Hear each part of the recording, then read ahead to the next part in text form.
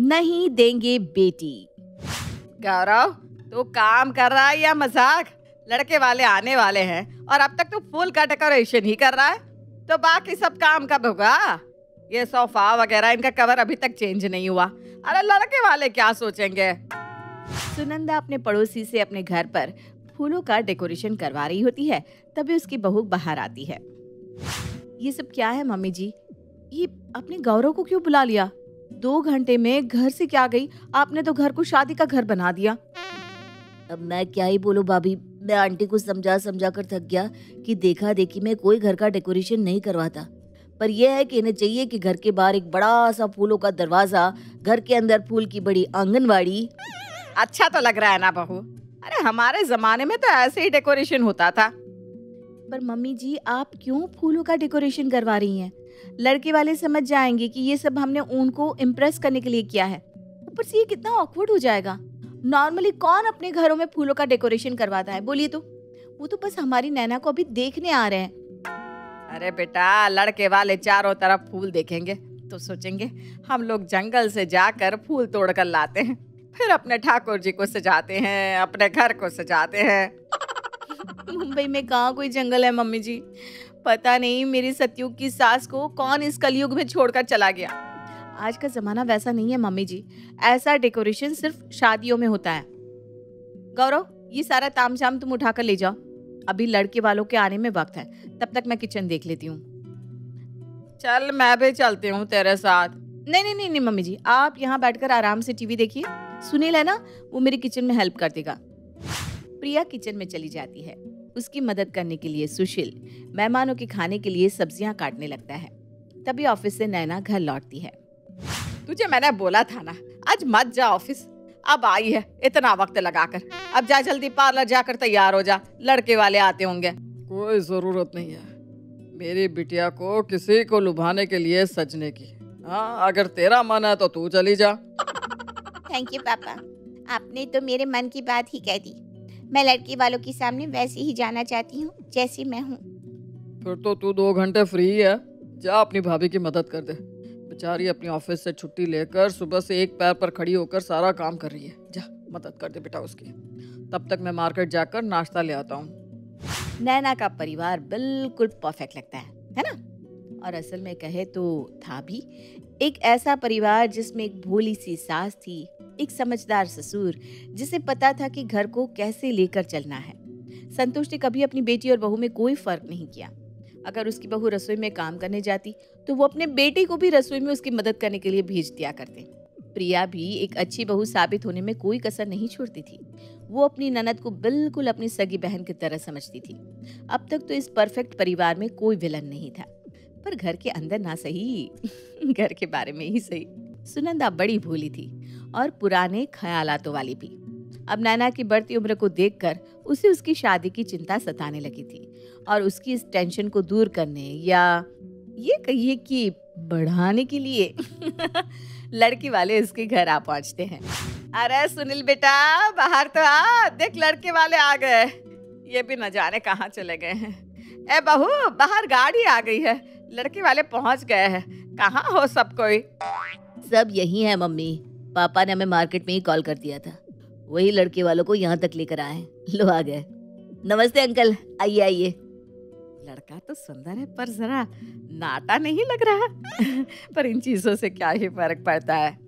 धीरे बोलिए ना मम्मी जी, लड़के वाले सुन लेंगे। सुनील बहुत ही आदर सत्कार के साथ लड़के वालों को सोफे पर बिठाता है। लड़की अब तक आई नहीं, तैयार हो रही होगी। जाओ प्रिया बेटा, नैना को तो लेती आओ। ये प्रिया आपकी बड़ी बेटी है क्या? आपकी बहू नहीं दिख रही। ये हमारी बहू ही तो है रूबी जी। अपनी बहू को बेटा कौन बोलता है, बताइए। वैसे कितना पढ़ी हो तुम बहू? शादी के वक्त तो मैंने बस ग्रेजुएशन ही कंप्लीट किया था। शादी के बाद पापा जी ने मम्मी जी ने मुझे पढ़ने के लिए एनकरेज किया। फिर मैंने MBA किया और अब मैं जॉब कर रही हूँ। ये सुनते ही रूबी तीखी नजर से अपने बेटे की तरफ देखती है। सबकी अपनी अपनी पसंद है। किसी के घर में पैसों की कीमत होती है तो वो बहू बेटियों से काम करवाते हैं। हमारे घर में ऐसी नौबत ना आज तक आई है, ना आगे आए भगवान। जो है बहुत है। जाओ जाओ, बहू तुम नैना को लेकर आओ। प्रिया अंदर जाकर नैना को बाहर लेकर आती है। नैना एक सलवार सूट में सभी के सामने आकर सोफे पे लड़के के बगल में बैठ जाती है। वहाँ कहाँ बैठ गई बेटा? मेरे पास आओ। तब तक करीब से देख लूं तुम्हारा चेहरा सामने से कैसा दिखता है। अब क्या है ना बहन जी, मेकअप का जमाना है। लोग मेकअप से ही पेंट पोचड़ा करके दाग धब्बे छिपा लेते हैं। नहीं नहीं बहन जी, ऐसी कोई बात नहीं है। नैना को तो मेकअप पसंद ही नहीं है। वैसे हमने तो सोचा था लड़की साड़ी पहन कर आएगी। साड़ी में ना लड़की ज्यादा खिलकर दिखती है। चलो अच्छा है, जीन्स पहन कर आ जाती, उससे तो अच्छा सूट ही में आ गई। क्यों विवेक जी? जी जी सही कहती हो। और बेटा क्या क्या बना लेती हो? सब कुछ ही बना लेती हूँ अंकल। मैं हॉस्टल में रहती थी ना, तो सब कुछ सीख लिया है मैंने। चलो ये तो अच्छी बात है। फिलहाल क्या कर रही हो तुम? जॉब। क्या? अब तक जो किया वो ठीक है, पर हमारे यहाँ ये सब नहीं चलेगा बेटा, पहले ही बता देती हूँ। और कितना भी पढ़ लो, शादी के बाद कहाँ कुछ काम आता है। काम तो वही आता है जो माएँ बेटियों को रसोई में सिखाती हैं। वैसे एक टाइम में कितनी रोटियाँ बना लेती हो तुम? वैसे कभी ज्यादा की जरूरत नहीं पड़ी आंटी जी, पर हाँ 4-5 बना लेती हूँ। बस 4-5? हम 3 लोगों को देखकर तुम्हें क्या लगा कि बस 3 लोगों का खाना बनाना है? और वैसे भी मेरा सुशील तो अकेले ही 12 रोटियां खा लेता है। और हमारे घर में कुल है 40 लोग। एक समय में प्लेट में 4 सब्जी ना हो तो कोई खाने की थाली तक छूता नहीं। और अब नई बहू आएगी तो खाना तो सबके लिए वही बनाएगी ना। 40 लोग? तो फिर आप अपने घर को घर क्यों कहते हैं? जिला घोषित क्यों नहीं कर देते? काफी देर से खाने की बात हो रही है, कोई और बात भी तो कर लीजिए। बेटा तुम्हें नैना से कुछ नहीं पूछना? आगे बढ़कर सुशील नैना से पूछता है। मान लो नैना, शाम को मेरे घर में मेरे कुछ ऑफिस के कलीग्स आने वाले हैं और उसी वक्त तुम्हारे पेरेंट्स भी मेरे घर आ गए, तो तुम खातिरदारी किसकी करोगी?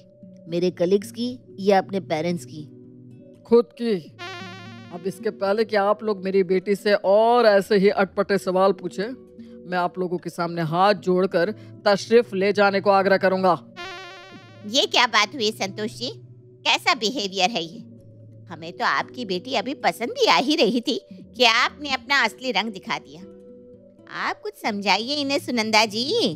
अब लड़की देखने में ऐसे सवाल तो पूछने ही पड़ेंगे, वरना क्या भरोसा कौन अपनी बीमार और रोगी बेटी हमें थमा दे। इस घर में बस आप ही मुझे समझदार लगी हैं, जरा आप ही समझाइए इन्हें। भोली जरूर हूँ रूबी जी, पर मूर्ख मैं नहीं हूँ। अपनी बेटी को बाजार में बेचने खरीदने खड़ा नहीं किया मैंने, जो सब उसे ऐसे उलट पुलट कर जांच कर रहे हैं। माफ कर देना बेटा, न जाने क्यों मैं तेरी शादी की फिक्र कर रही थी। अब तो मुझे फिक्र ये हो रही है कि तेरी शादी गलत घर में ना हो जाए। जा बेटा, तू कपड़े बदल ले और अपने ऑफिस जा। बेकार में तेरे 4 घंटे बर्बाद हो गए। तो मैं ये नाश्ते की प्लेट हटा लेती हूँ मम्मी जी।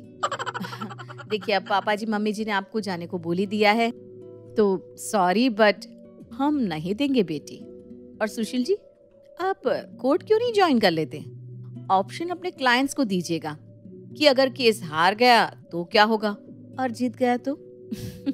नमस्ते। इतना घमंड और इतनी बड़ी बोली, ऐसे तो आपकी बेटी हमेशा घर पर ही बैठी रह जाएगी संतोष जी।